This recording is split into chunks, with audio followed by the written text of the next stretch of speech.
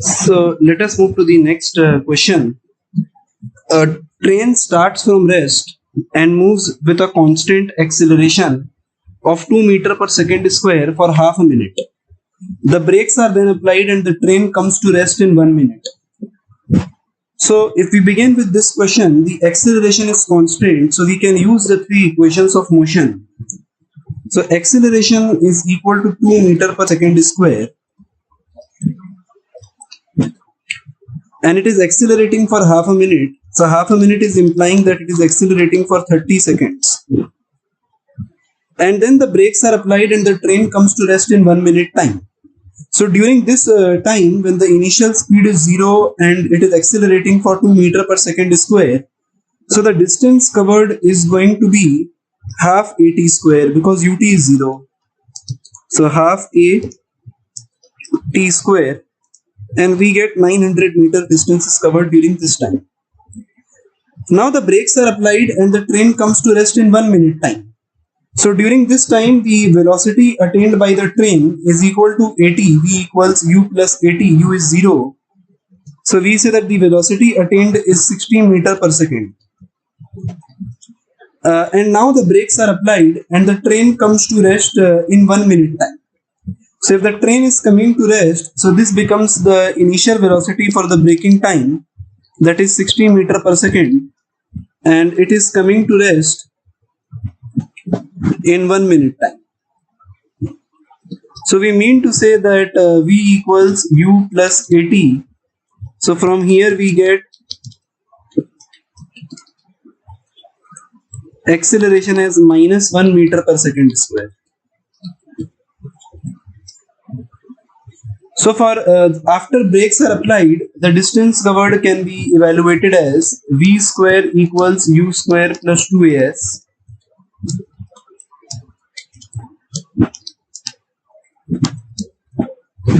S2, and S2 is equal to 1800 meter.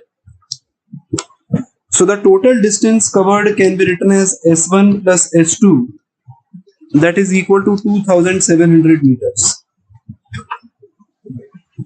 The next part, the question is asking the maximum speed attained by the train. So the maximum speed attained by the train is 60 meter per second, after which the brakes were applied.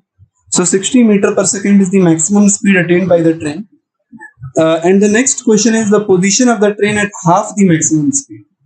So half the if it is uniformly accelerated motion, so I can say that while it is accelerating at half the maximum speed, the first position will be at 15 seconds, because the half speed is 30 meter per second, and if it is accelerating uniformly, so it will happen at half the time, that is 15 seconds. So I can say that while accelerating, the displacement or the position at half the maximum speed is at 15 seconds. So half a t square, 15 square is 225. So we get 225 meters. And then after the brakes are applied, the half the maximum speed is attained after the brakes are applied at 30 seconds. So at this part, again the half speed will come at t equals 30 seconds, and at t equals 30 seconds I can solve this equation as s equals ut minus half a t square, 30 second can be written as 900, and then we obtain it as 1800 minus 450. So it is equal to 1350 meter. So after the brakes are applied, this is 1350 meter after the brakes are applied. So by that time it have already covered a distance of 900 meter, and then this brake is applied. So the second answer will be 900 plus 1350. So if I add 900 to 1350, we obtain it as 2250 meter. So this is the first solution for this particular problem. let us understand it again once we have all the data. So the train is starting from rest. From here, initial speed is 0, and it is accelerating uniformly at 2 meter per second square for 30 seconds or half minute.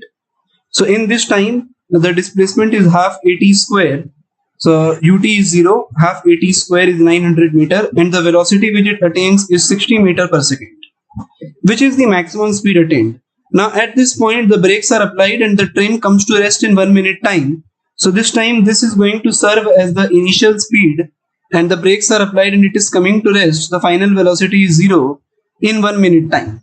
So while the brakes are applied, the acceleration is minus 1 meter per second square, and it covers a distance of 1800 meter after the application of brake.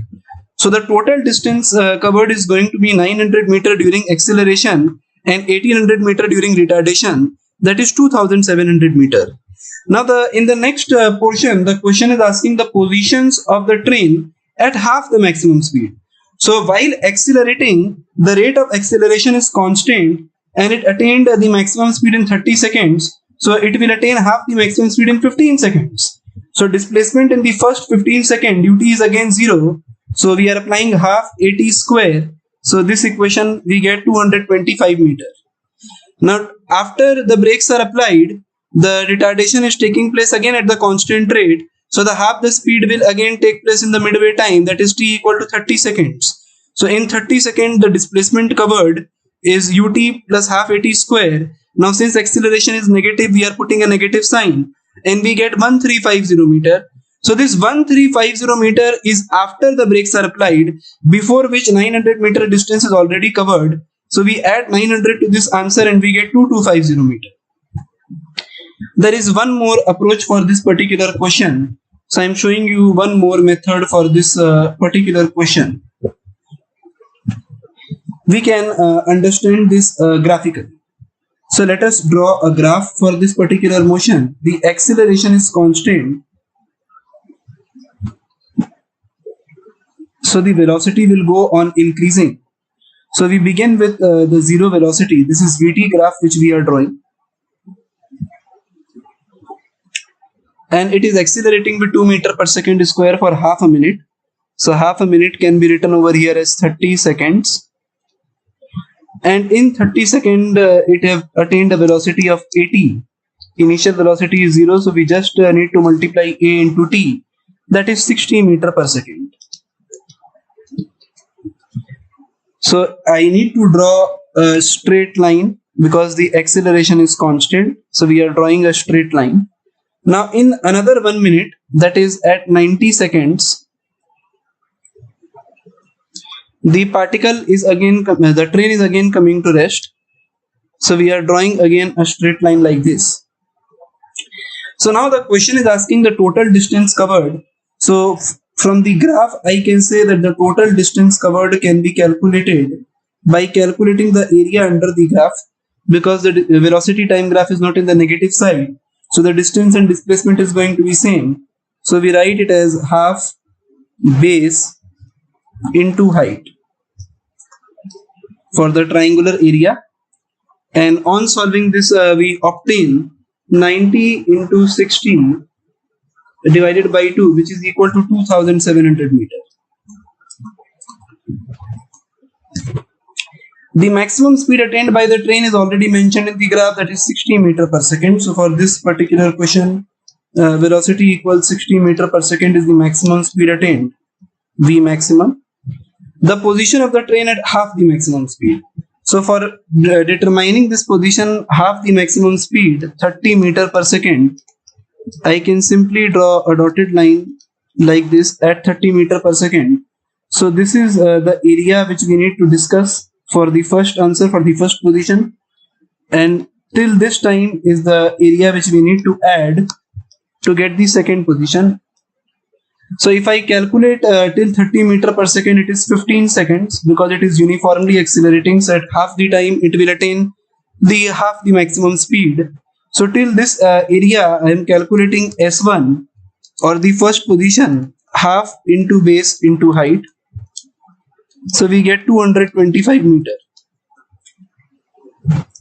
And if we calculate for this area, the second area which we need to add, or the second position, so I am calculating in two ways. First of all, we are calculating the triangular area, half base into height till the maximum speed is attained, and then we are calculating half.